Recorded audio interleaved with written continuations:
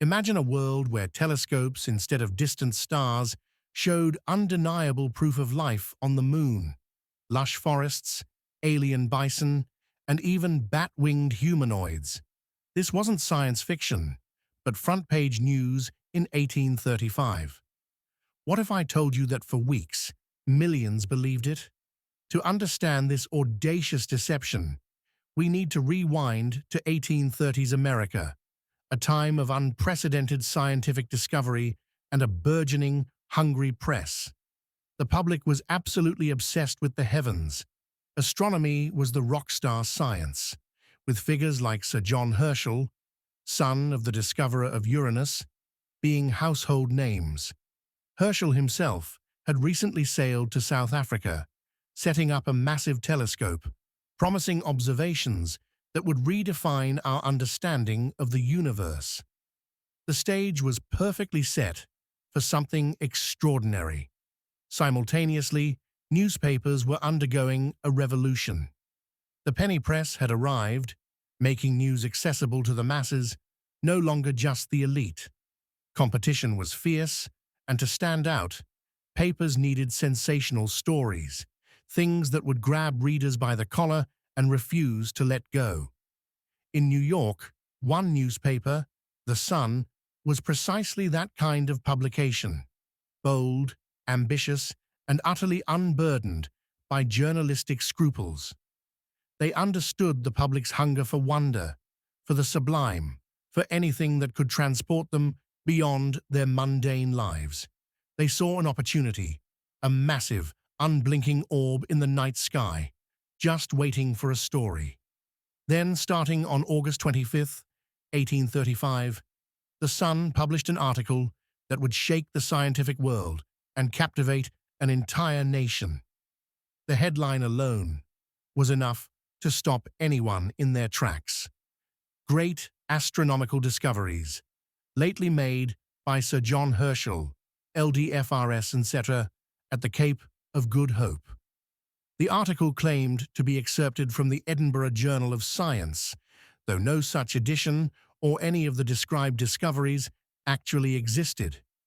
The story began innocuously enough, describing Sir John Herschel's new colossal telescope, an instrument of unprecedented power using an oxyhydrogen microscope to project images of lunar objects onto a giant screen, magnifying them to an incredible degree.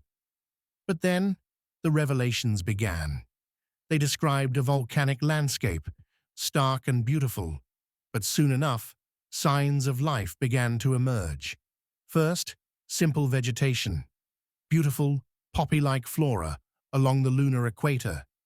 Then, more complex life, bipedal beavers, building huts, and communicating through gestures, majestic creatures resembling bison, but with furrier faces and larger horns, grazed in lush valleys.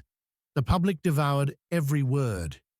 Each day, The Sun released a new installment, promising more incredible sights, and the revelations escalated dramatically. On August 28th, the world learned of the Vespertilio Homo, or Batmen, intelligent bat-winged humanoids about 4 feet tall, with golden fur, speaking a melodic language, worshipping in temples. These creatures, depicted with incredible detail, were said to possess intellect and social structures. The articles were written with a meticulous scientific tone, laden with technical jargon that lent them an air of absolute authenticity. Diagrams and descriptions were so vivid, so precise, that it was almost impossible to doubt. For weeks, cities were abuzz. People gathered at newsstands, eagerly awaiting the next revelation. Libraries and universities were flooded with inquiries. Had humanity found its lunar brethren? Was the moon truly teeming with life, a paradise waiting to be explored? The Sun's circulation skyrocketed, becoming the highest in the world. Other newspapers, initially skeptical, began reprinting The Sun's stories, fearful of being left out of the biggest scoop of the century. Even respected scientists and astronomers initially struggled to publicly debunk the claims, perhaps wary of contradicting the authority of a figure like Sir John Herschel, or perhaps just caught up in the sheer wonder of it all. The scientific community was thrown into a chaotic debate, some defending the possibility, others quietly expressing doubt, but few daring to make a definitive statement. The collective belief grew exponentially, fueled by the sheer audacity and detailed execution of the hoax until it reached a fever pitch. There seemed no limit to what the moon might hold, no boundary to the wonders Herschel had supposedly unveiled. The climax arrived not with further revelations, but with an increasingly uncomfortable silence. While the public still clamored for more, a few sharp minds began to pick apart the articles. The supposed Edinburgh Journal of Science article couldn't be found. No one at the Cape of Good Hope, nor anywhere in the scientific community, had heard a whisper of Herschel's supposed discoveries. The scientific inconsistencies, once overlooked in the glow of excitement, became glaring.